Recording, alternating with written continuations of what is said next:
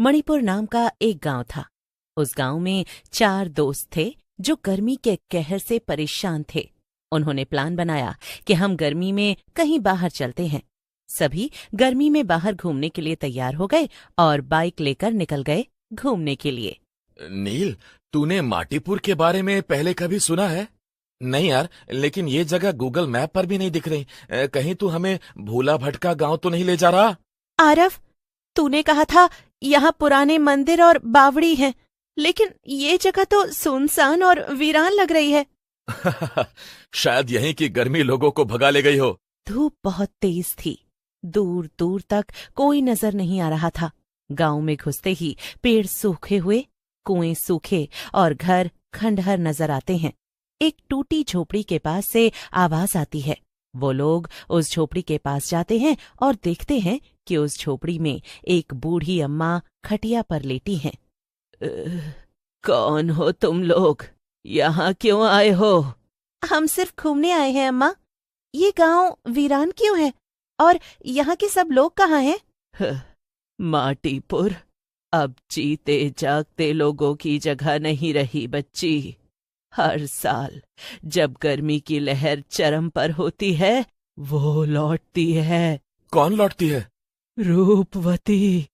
हाँ, उस रूह का नाम है रूपवती, जिसने कभी अपने जलते हुए तन के साथ ये श्राप छोड़ा था कि जब तक ये धरती तपेगी तब तक वो हर आत्मा को भस्म करेगी।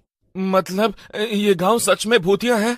हाँ, यहाँ जो रुकता है वो या तो पिघल जाता है या जलकर राख हो जाता है। ये सब सुनकर वो डर जाते हैं और वहां से चले जाते हैं। रात का समय हो जाता है। रात को सब मंदिर के पास एक पुरानी हवेली में रुकते हैं, जहां अंधेरा और गर्मी असहनीय थी। हाँ, तुम लोगों ने देखा? पंखा बंद है, फिर भी हवा नहीं चल रही, और ये पसीना जैसे कोई शरीर में आग लगा रहा हो। मुझे तो ऐसा लग रहा है जैसे कोई सांस ले रहा हो मेरे कान में। अचानक हवेली के आंगन में दरवाजा अपने आप भड़भड़ाता है। किसने बंद किया ये दरवाजा? कोई अंदर है?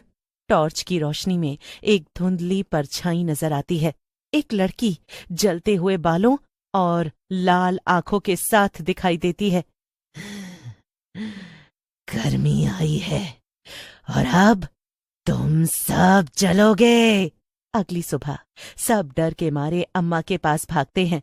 अम्मा, वो आ गई है। आपने जो कहा था वो सच है, वो रूपवती आ गई है। अम्मा, हमें उस रूपवती के बारे में बताओ। उसके साथ क्या हुआ था और वो ऐसे गर्मियों के समय ही क्यों आती है? रूपवती कभी इस गांव की सबसे सुंदर और नेक लड़की थी, लेकिन एक साल भयंकर गर्मी में उसकी शादी से पहले ही वो पानी के लिए दर दर भटकी। कुएं सूख चुके थे। लोग मदद करने की जगह उसकी हंसी उड़ाते रहे। क्या हुआ फिर?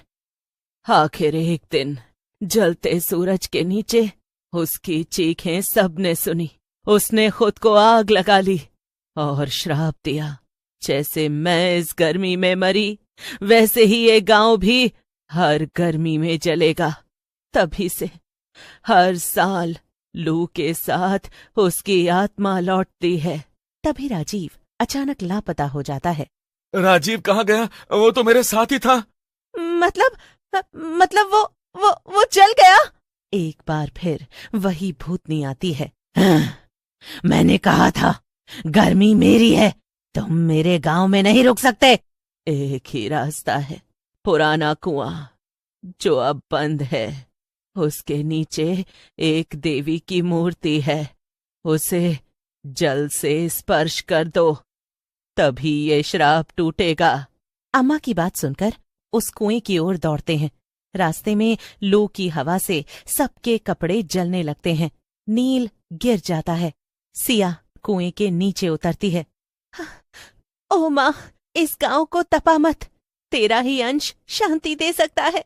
जैसे ही जल की बूंद मूर्ति पर गिरती है, जोरदार बिजली चमकती है और सब शांत हो जाता है। गांव में हवाएं बहने लगती हैं, पेड़ हरे और बूढ़ी अम्मा रोने लगती हैं। तुमने उसे मुक्त कर दिया बच्चों, अब माटीपुर फिर से जी उठेगा। शायद उसकी आत्मा भी अब शांत हो गई। गर्मी गई नहीं, लेकिन उसकी आग अब इंसानों को नहीं जलाएगी। उस दिन के बाद माटीपुर फिर से बसने लगा। रूपवती की आत्मा शांत हो गई, लेकिन हर साल जब गर्मी चरम पर होती, लोग एक छोटी पूजा जरूर करते ताकि उस आग की याद फिर कभी न लौटे। इसी तरह गर्मी खत्म हो चुकी है। गांव में कुछ परिवार लौट आए हैं, बच्चे खेल रहे हैं, महिलाएं पानी भर रही हैं। नील, सिया और आरव फिर माटीपुर आए हैं, राजीव की अस्थियों को विसर्जित करने के लिए। कौन सोच सकता है कि यहीं पर हमने मौत को इतने करीब से देखा था। वो तो हमसे पहले चला गया, लेकिन कम से कम अब गांव में तो सब ठीक है। ठीक उसी समय गांव के मंदिर से एक चीख निकलती है। अरे अरे, मंदिर में पंडित जी बेहोश पड़े हैं और देवी की मूर्ति खून से लथपथ है। पंडित को होश आता है। मैंने उसे देखा, वो फिर लौटी है, पर अब वो अकेली नहीं है। क्या मतलब? उस राख से एक और रूह निकली है, उसकी माँ, जिसने बेटी को मरते देखा था। वो अब श्राप को जारी रखेगी। तो असली मुक्ति अभी नहीं मिली? नहीं, और अब ये श्राप केवल गर्मी तक सीमित नहीं, ये हर उस इंसान को जलाएगा जो माटीपुर में बिना शुद्ध हृदय से प्रवेश करेगा। रात को आरव को सपना आता है। राजीव उसके पास खड़ा है। आरव चौंक कर उठता है। कहीं उसका शरीर पूरी तरह भस्म नहीं हुआ हो, या उसकी आत्मा भी अब एक श्राप बन गई हो। फिर सुबह गांव में खबर आती है कि कुएं से अजीब आवाजें आने लगी थी। मंदिर की सीढ़ियों पर हर सुबह राख में एक जलते पैर का निशान मिलने लगा था। गांव वाले परेशान हो उठे। हाँ, हमने तो सोचा था अब सब ठीक हो जाएगा। मैंने कहा था आग को बुझाने से पहले उसकी राख भी बहा दो, तुमने उसे वहीं छोड़ दिया। पंडित विशरद, सिया, आरव और नील मिलकर गांव के पुराने शमशान में जाते हैं जहां राजीव की अस्थियां रखी गई थीं। जैसे ही सब मिलकर मंत्र पढ़ते हैं तो वहां एक घना अंधेरा छा जाता है। धुएं से दो भूतिया आकृतियां निकलती हैं, एक रूपवती की और दूसरी उसकी मां की। मेरी बेटी को अग्नि दी, मेरी अस्थियां जलाई नहीं। अब हर मां रोएगी, हर बेटा अधूरा जलेगा। रूपवती की माँ, अगर तुम्हारी आत्मा पवित्र है तो बदले की अग्नि को छोड़ दो। देखो, गांव अब तर्पण कर रहा है, तुम्हारी बेटी को मोक्ष मिला, अब तुम भी मुक्त हो जाओ।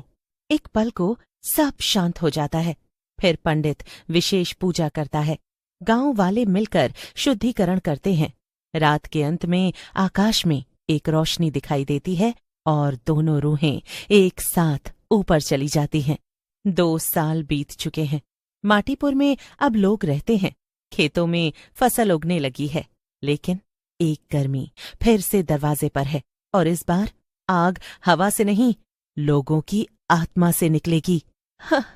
हमने सोचा था कि सब खत्म हो गया है और मंदिर में धूपदान खुद से जल उठा।